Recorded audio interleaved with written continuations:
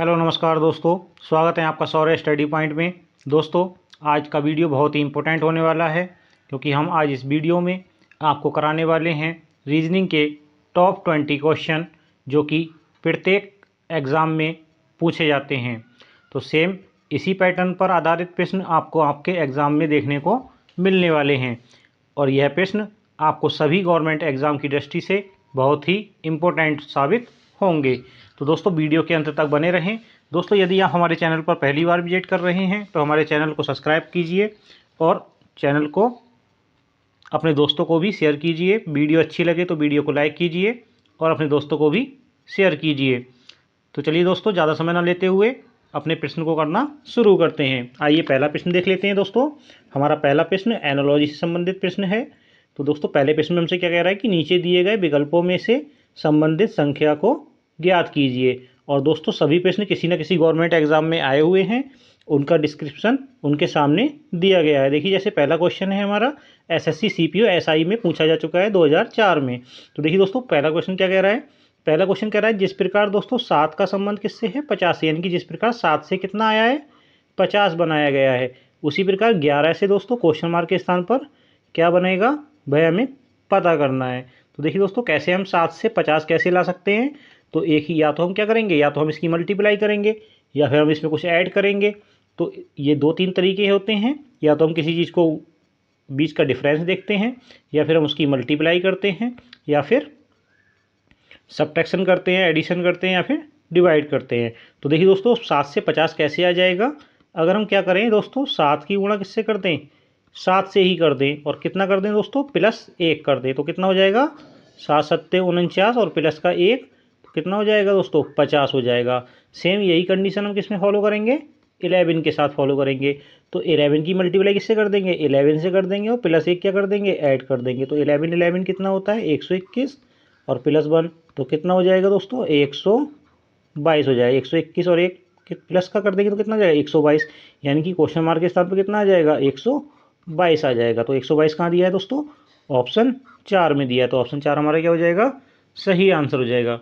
दोस्तों, वीडियो को स्किप मत कीजिएगा, नहीं तो आपका कुछ इंपॉर्टेंट चीज़ छूट जाएगी और आप उसको नहीं सीख पाएंगे और एग्ज़ाम में आपको दिक्कत हो जाएगी।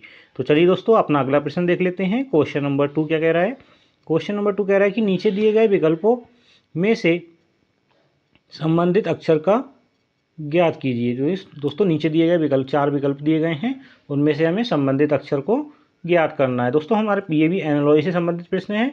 टोटल मिलाकर हमारी एनालॉजी से 5 तरीके से हमारे से एनालॉजी के प्रश्न पूछे जाते हैं। दोस्तों, हमने सब जो अभी किया था वो क्या था, संख्या एनालॉजी थी। अब ये क्या है हमारी दोस्तों, अक्षर एनालॉजी है। तो देखिए दोस्तों, इसको कैसे करेंगे।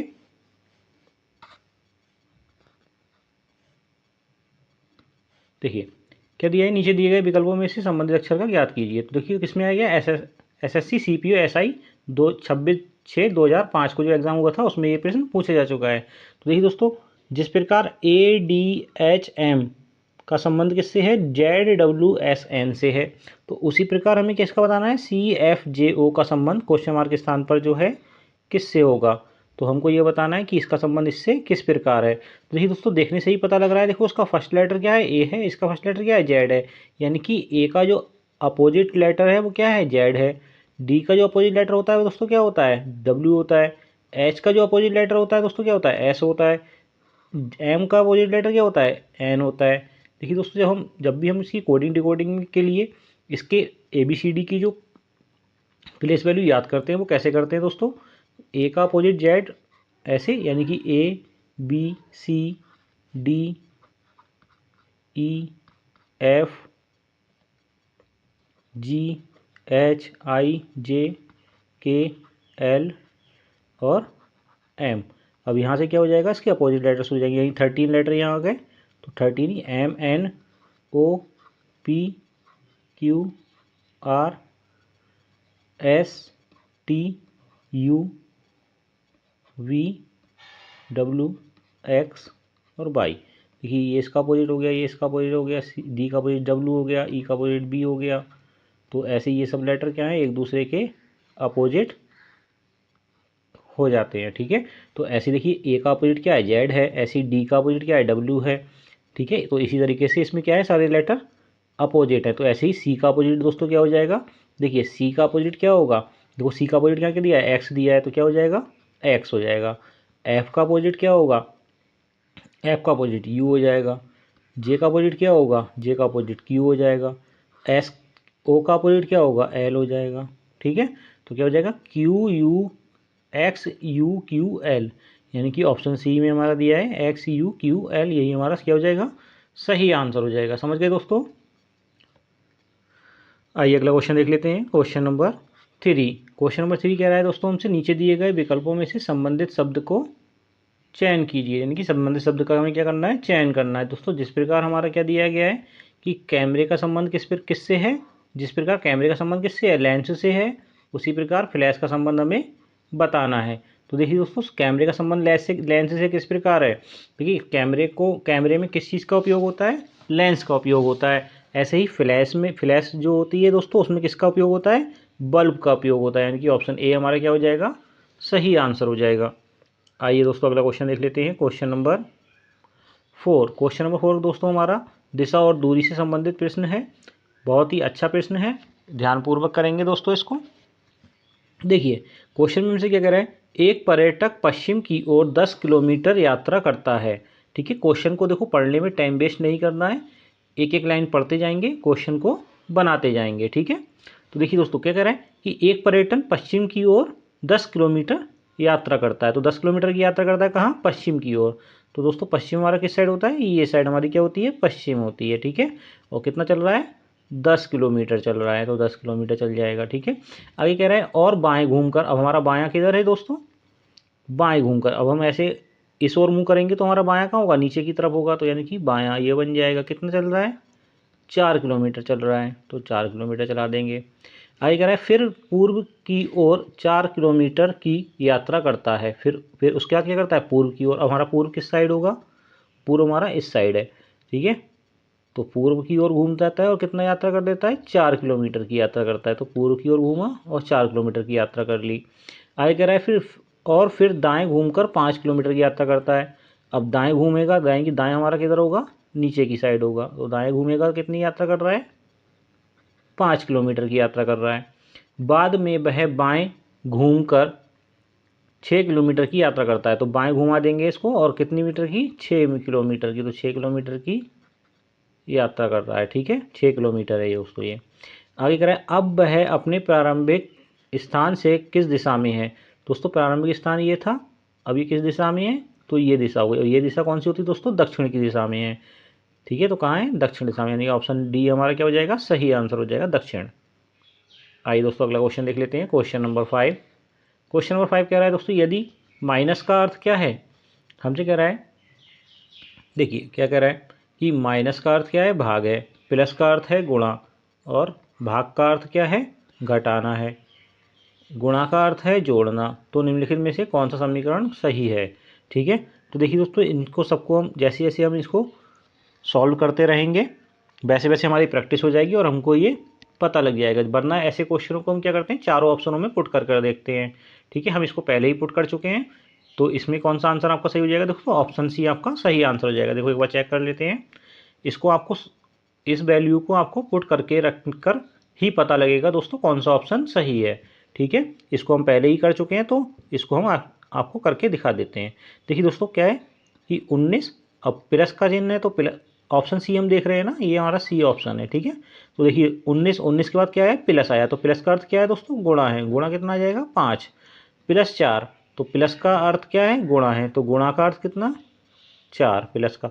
दोस्तों यहाँ पे एक मिस्टेक है, यहाँ पे प्लस ना होकर के क्या होगा, डिवाइड का साइन होगा। ठीक है, तो भाग का अर्थ क्या है दोस्तों, भाग का अर्थ है घटाना, तो यहाँ पे क्या आ जाएगा, घटाना आ जाएगा। ठीक है, 19 माइनस 5 गुणा 4। आगे है माइनस, माइनस का अर्थ क्या है, भाग है, तो भाग कितना आ जाएगा दोस्तों, 2। फिर क्या है, गुणा, गुणा का अर्थ है जोड़, जोड़ कितना है, 4 है, और बराबर कितना है दोस्तों, 13 है। अब देखिए सबसे पहले क्या होता है, बोर्ड मास के रूल में डिवाइड होता है, तो इससे डिवाइड करेंगे कितनी आ जाएगा, 2 बार जाएगा, गुणा 5 माइनस 19 और प्लस के ये 4 बराबर कितने, 13।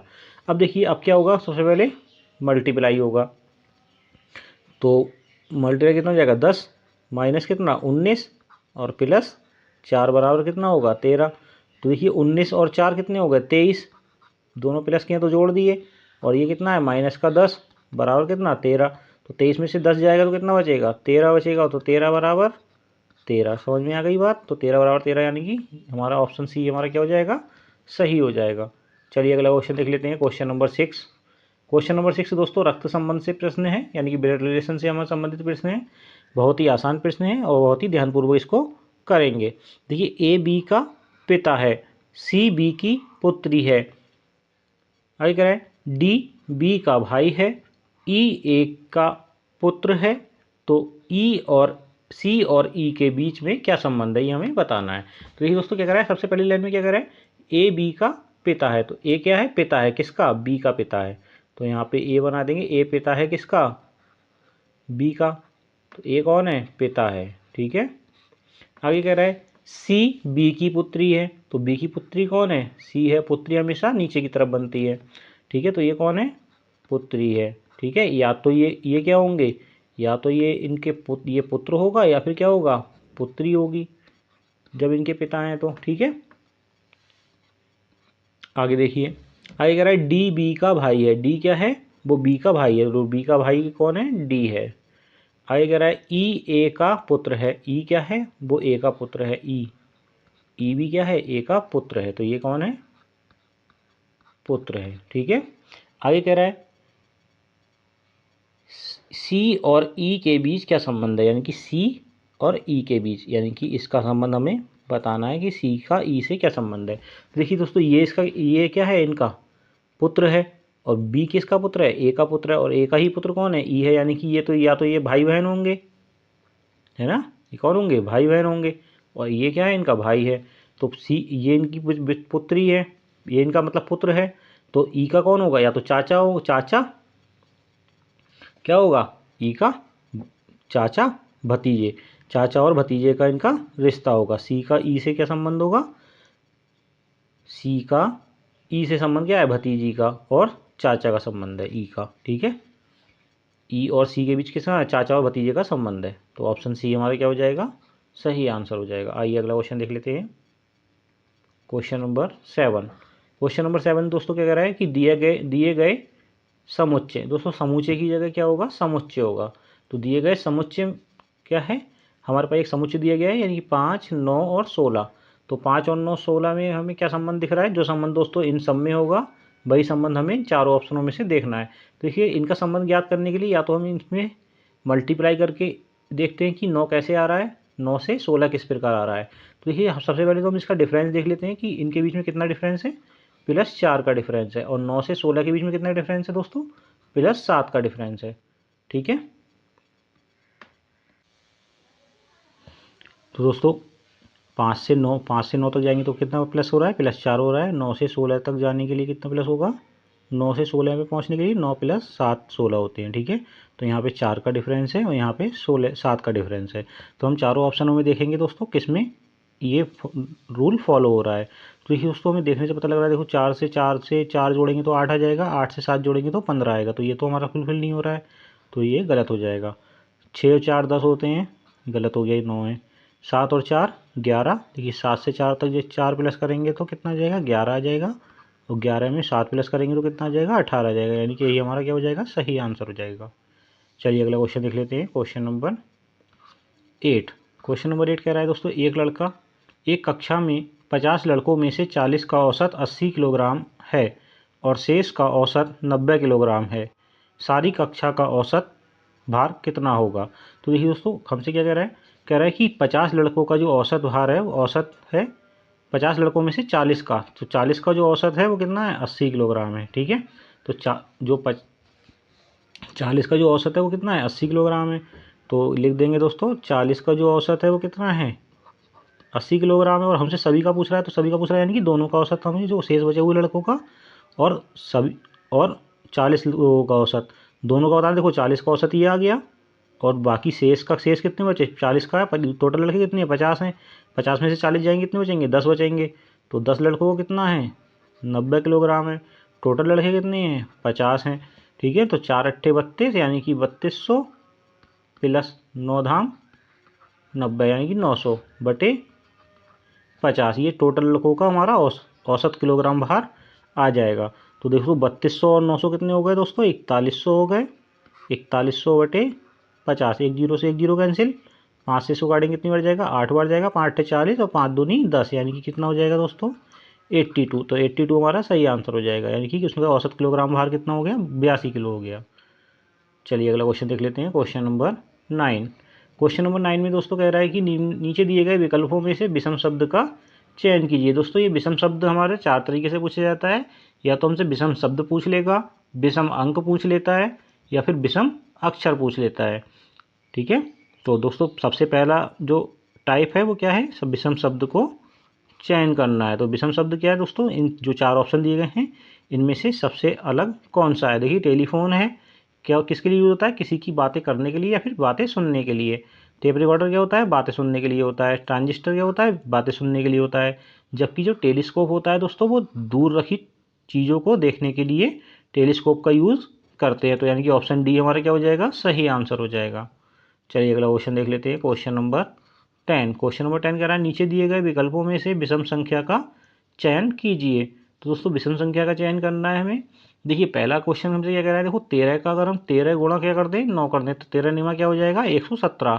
ऐसे 18 गुणा 9 कर देंगे तो क्या हो जाएगा 18 निमा 162। 19 निमा कितने होते हैं 171 होते हैं। और 16 निमा दोस्तों कितने होते हैं 144 होते हैं। यहाँ कितना दिया है 304 दिया है, यानी कि यही हमारा क्या हो जाएगा सही आंसर हो जाएगा।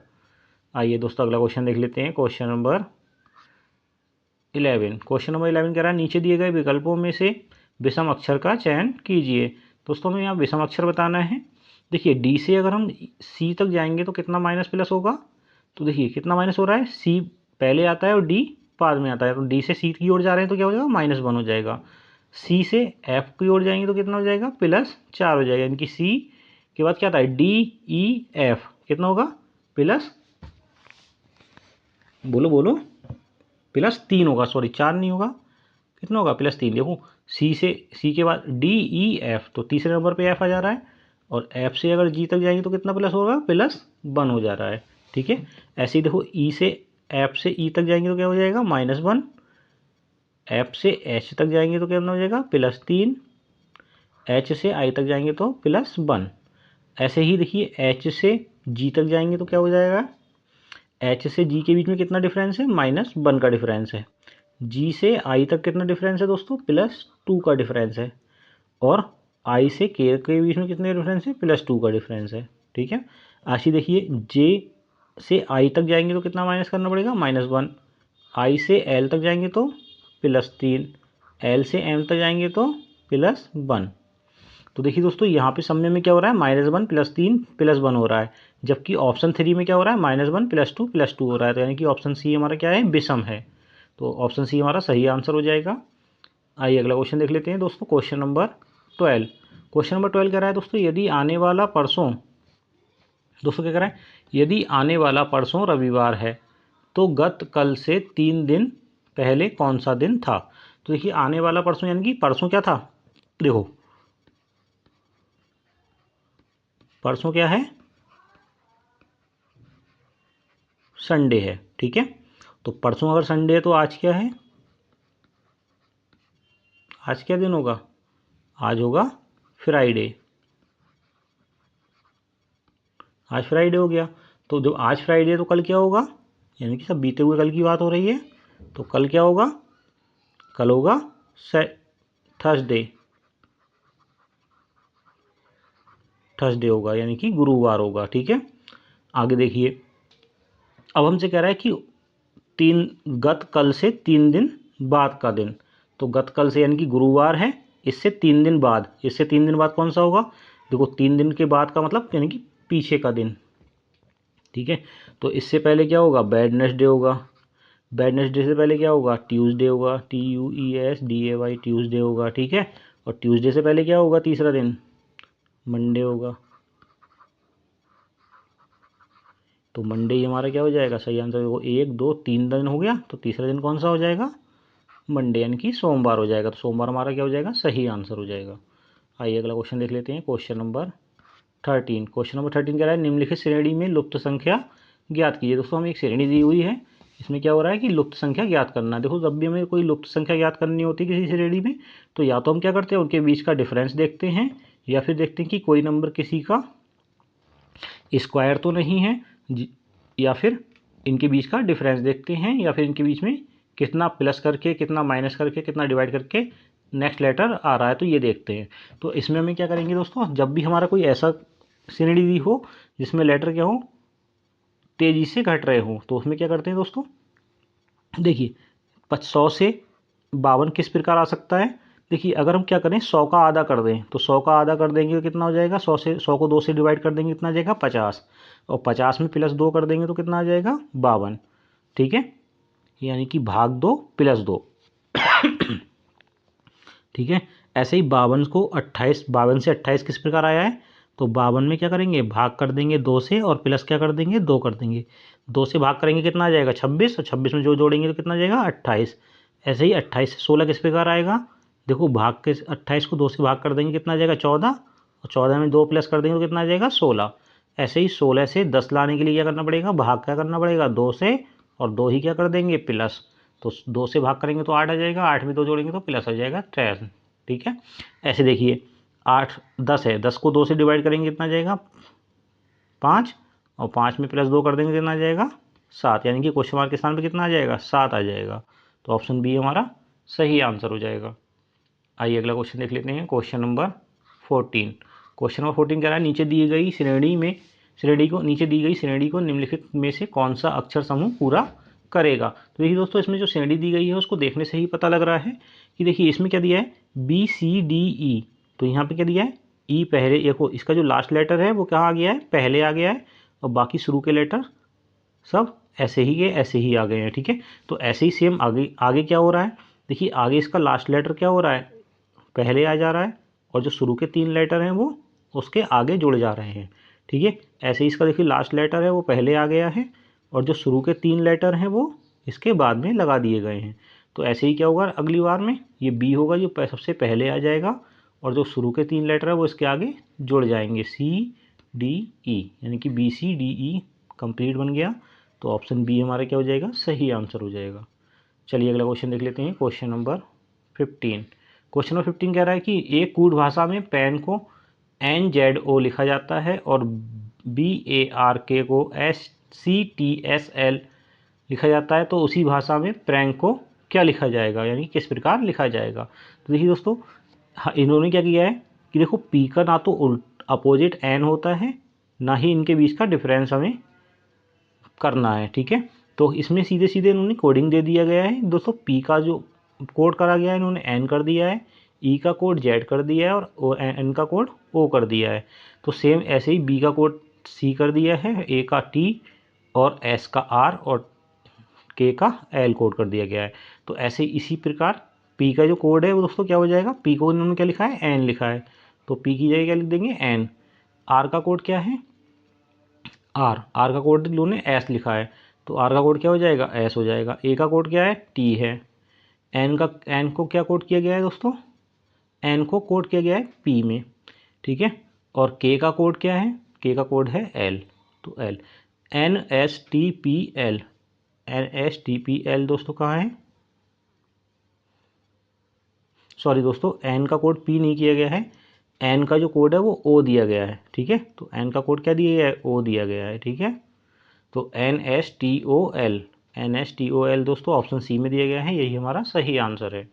चलिए अगला क्वेश्चन देख लेते हैं, क्वेश्चन नंबर 16। क्वेश्चन नंबर 16 क्या कह रहा है कि किसी कूट भाषा में PALE को 2134 लिखा गया है, अर्थ को ये लिखा गया है, अर्थ को क्या लिखा गया है 41590 लिखा जाता है, उसी कूट भाषा में इसको कैसे लिखेंगे। ठीक है, देखिए SSC CGL 2008 में ये क्वेश्चन पूछा जा चुका है। तो चलिए दोस्तों कैसे लिखेंगे, देखो सबके कोड उन्होंने यहाँ पे नंबरिंग दे दी गई है। ऐसे ही पी का देखो कितना कोड दिया है उन्होंने 2 दिया है, ई को कितना कोड दिया है 4 दिया है, ए को कितना दिया है 1, आर को दिया है 5, और एल को कितना दिया है एल को दिया है 3। तो यानी कि 41 24 153, और 24 153 किस में दिया है ऑप्शन 2 में दिया है, तो ऑप्शन 2 हमारा क्या हो जाएगा, सही आंसर हो जाएगा। चलिए अगला क्वेश्चन देख लेते हैं, क्वेश्चन नंबर 17। क्वेश्चन नंबर 17 में दोस्तों कह रहा है कि नीचे यदि नीले को क्या कहा जाए, नीले का अर्थ क्या है, गुलाबी है, गुलाबी का अर्थ है हरा, और हरे का अर्थ है पीला, पीले का अर्थ है लाल, और लाल का अर्थ है श्वेत। तो हल्दी का रंग कैसा होगा, तो देखो वास्तव में हल्दी का रंग कैसा होता है, पीला होता है। तो हमें यहाँ देख लेना है कि पीले को क्या कहा गया है, तो पीले का अर्थ क्या है, तो पीले का अर्थ क्या है, लाल है। तो यानी कि हल्दी जो है किस रंग की होगी, हल्दी कैसी होगी, लाल होगी। ठीक है, क्योंकि इन्होंने पीले को क्या कह दिया है, लाल कह दिया है, और हल्दी किस रंग की होती है, पीले रंग की होती है, और पीले का अर्थ क्या है, लाल है। तो यानी कि क्या हो जाएगी, हल्दी लाल हो जाएगी। चलिए अगला क्वेश्चन देख लेते हैं, क्वेश्चन नंबर 18। क्वेश्चन नंबर 18 दोस्तों,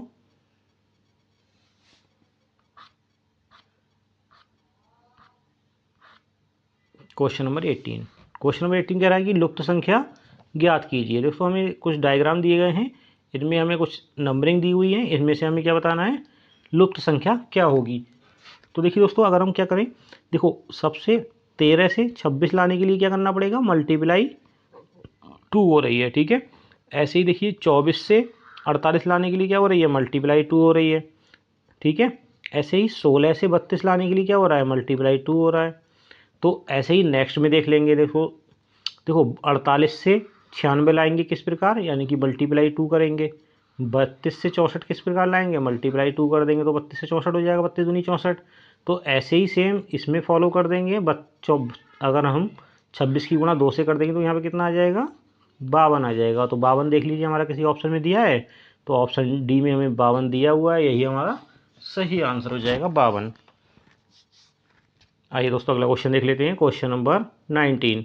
क्वेश्चन नंबर 19 दोस्तों कह रहा है कि क्रम को व्यवस्थित कीजिए। एसएससी सीपीओ सब इंस्पेक्टर में 2004 में ये क्वेश्चन पूछा जा चुका है। देखिए दोस्तों, सबसे पहले जो क्या आएगा, तो सबसे पहले क्या होता है, बीज आता है, बीज के बाद क्या आता है, बीज के बाद वो पौधा बन जाता है, पौधे के बाद क्या आता है, उस पे वो पेड़ बनता है, पेड़ बनता है तो क्या आता है, फूल आता है, फूल बन जाता है तो फिर क्या आ जाता है, फल आ जाता है। तो यानी कि ऑप्शन सी हमारा क्या हो जाएगा, सही आंसर हो जाएगा।